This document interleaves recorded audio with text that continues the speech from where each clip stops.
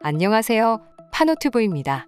BBC에서 선정한 죽기 전에 가야 할 여행지 볼리비아의 우유니 소금 사막에는 매일 전 세계의 수많은 관광객들이 붐빕니다. 그런데 이 소금 사막의 정중앙에는 당당하게 태극기가 꽂혀 있는데요. 볼리비아를 여행하던 한국의 20대 배낭여행자가 이 태극기 앞에서 사진을 찍다 놀라운 일을 겪었다고 합니다. 이 일을 겪고 난 뒤 청년은 페이스북 여행 커뮤니티에 볼리비아에서의 경험을 적어 공유했습니다. 그 글을 본 커뮤니티의 한국인들은 우리나라를 그렇게 생각할 줄은 상상도 못했다. 볼리비아가 어디에 있는 나라인지도 몰랐는데 우리를 그렇게 잘 안다니 신기하다. 와 같은 반응을 보였으며 이 커뮤니티 속 한 미국인은 이 소금 사막에 갔을 때 아주 커다랗게 한국 국기가 걸려있는 게 신기했는데 이런 이유 때문이었다니 놀랍다. 는 반응을 보이며 자신의 국가 커뮤니티에 이 글을 퍼나르기도 했습니다. 볼리비아의 우유니 소금 사막은 세계 최대의 소금 사막입니다. 이곳은 라구나 블랑카 국립공원, 아타카마 사막과 함께 남미 국가 볼리비아를 상징하는 대표적인 장소입니다. 소금 사막은 안데스 산맥의 영향으로 해발 3,600m에 위치해 있고 총 넓이는 12,000제곱킬로미터입니다. 소금의 총량은 최소 100억 톤으로 추산됩니다. 소금 사막의 두께는 위치에 따라 조금씩 다른데 최소 1m에서 최대 120m까지 층이 다양합니다. 이곳은 정확히는 사막이 아니라 호수입니다. 오랜 세월에 걸쳐 호수의 소금들이 호수 표면에 결정화되어 지금의 사막처럼 보이는 형상이 된 신비한 장소입니다. 건기에는 호수의 물이 말라서 사막처럼 보이긴 해도 소금 사막 밑에는 여전히 물이 존재하고 있습니다. 특히 우기 때의 우유니는 풍경 자체가 자연이 만든 스튜디오 라는 말을 들을 정도로 아름답고 신비롭습니다. 우기의 빗물이 하늘을 비춰 마치 거울을 마주보고 있는 것 같은 착시 효과를 일으키면서 세상에서 가장 큰 거울로 불리기 때문입니다. 그래서 이곳에서는 사진을 잘 찍지 못하는 사람이 스마트폰으로 막 찍어도 수준급의 사진이 나온다고 하는데요. 그 사진 명소 중에서도 각국의 국기들이 나란히 꽂혀 있는 곳이 최고의 포토스팟으로 손꼽힙니다. 이 포토스팟의 정중앙에는 한국의 태극기가 당당히 꽂혀 있는데요. 이곳의 태극기는 다른 국기들에 비해서 더 크고 장엄한 분위기를 자랑합니다. 20대 초반의 배낭여행객인 대학생 김 씨도 이 사막의 유명 포토스팟을 방문했는데요. 그는 홀로 몇 주간 남미를 여행하다 꿈에 그리던 볼리비아 소금 사막에 도착합니다. 그런데 예상치 못하게도 이 소금 사막 한복판에서 태극기를 보자 반가움을 감출 수 없었다고 합니다. 반가운 기분에 그는 태극기 앞에서 사진을 꼭 찍고 싶었으나 남미의 치안이 워낙 불안해 선뜻 다른 사람에게 스마트폰을 넘겨주기 어려워 발만 동동 구르고 있었다고 합니다. 그때 한 볼리비아인 부부가 사진을 찍어주겠다며 한국 국기 앞에 가서 서라는 손짓과 말을 건넸습니다. 사진을 찍고 난 뒤 김 씨가 어떻게 한국 사람인 줄 알았냐고 묻자 볼리비아인 부부는 자신들의 국가가 한국에 큰 도움을 받았다며 한국인을 꼭 만나고 싶어서 한국에 대해 여러모로 공부했다고 웃으며 말했습니다. 잠시 얘기를 나눈 뒤 이야기를 더 나누고 싶어 서로 저녁 약속이 없는 걸 이어서 그들은 김 씨를 저녁 식사에 초대했는데요. 그는 한국에 대해 끊임없이 애정을 자랑하는 부부의 열정을 믿고 저녁 식사 초대에 응했습니다. 차로 장장 1시간 40여 분을 달려 도착한 그들의 소박한 집 주변은 온통 감자밭으로 둘러싸여 있었습니다. 김 씨는 부부의 집에서 감자를 재료로 차린 소박한 저녁 식사를 대접받을 수 있었는데요.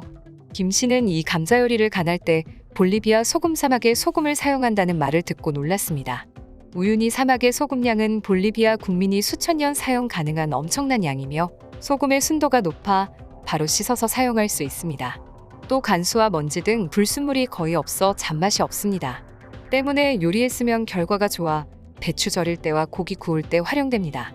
우유니 소금 사막에서 나는 소금으로 간을 하고 그들의 감자밭에서 갓캔 감자로 만든 음식은 소박하지만 아주 맛있었다고 합니다. 그들의 정성 어린 식사 대접에 김 씨가 조심스럽게 저녁 식사에 초대한 이유를 묻자 부부는 사실 한국에게 큰 도움을 받은 적이 있다며 그들의 넓은 감자밭을 가꾸게 된 것이 바로 한국 덕분이라고 밝혔습니다. 지난 몇십 년간 이 부부는 작은 농업을 하며 생계를 꾸리는 사람들이었는데요. 볼리비아의 농업은 과학적이지 않고 국가의 내전 등 어려운 상황으로 인해 소규모 농업에 의지해 생계를 꾸리는 농민들의 생계가 곤란해 대부분 빈곤층에 머무르고 있었습니다. 부부가 김 씨에게 설명하기를 볼리비아는 현재는 전 세계에 퍼져 있는 감자의 원산지임에도 정작 경작 가능한 지역이 국토의 3%도 되지 않아 감자 소비량의 대부분을 수입에 의존해왔으며 전체 인구의 3분의 1에 해당하는 농촌 인구의 빈곤율이 무려 50%가 넘어 농민들의 어려움이 지속되는 상태였다고 설명했습니다. 그런데 2016년도부터 한국에서 기술 지원을 해주어 부부가 경작하는 감자밭에도 시감자를 생산할 수 있는 기술 교육을 시켜주고 전문가들의 분석과 함께 현지 실무자들이 온갖 장비와 기술을 전수해 주었다고 합니다. 그날 이후부터 부부는 빈곤에서 벗어나서 시감자를 생산할 수 있게 되었고 자신들을 잘 살게 해준 한국인들에게 감사하는 마음을 깊게 가지게 되었다는 이야기를 김 씨에게 들려주었습니다. 김 씨는 서울에서 자란 대학생이어서 한국의 농업이 그 정도 발전을 이루었다는 것에 놀라게 되었고 한국에 돌아와 그 놀라운 이야기들을 페이스북 커뮤니티에서 공유하게 된 것입니다. 사실 한국은 2016년부터 볼리비아 시감자 생산체계 기술 전수 사업을 추진해왔습니다. 김 씨가 볼리비아에서 만났던 부부와 같이 생계의 어려움을 겪는 볼리비아의 농민들을 위해 농식품부의 국제농업협력사업의 시행기관에서 사업 발굴에서부터 현지 프로젝트 실무자들과 함께 사업을 추진했습니다.